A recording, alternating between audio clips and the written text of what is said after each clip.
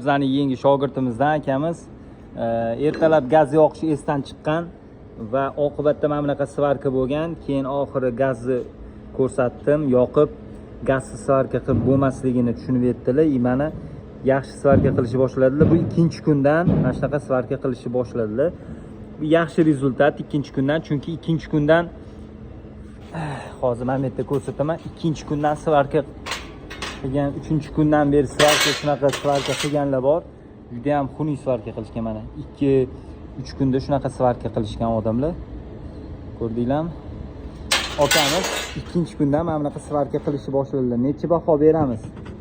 Bugungi kunimiz qahramoniga. Joningiz sog' bo'lsin. Gazsiz svarka qilsanglar mana bunaqa bo'ladi. Gaz bilan svarka qilsanglar mana bunaqa bo'ladi. Argonli gaz ishlatasizlar yoki gel ishlatasizlar. Boshqa hech qanaqa gaz bunga ishlatilmaydi aka, argon svarkaga. Shunaqa gaplar akalar.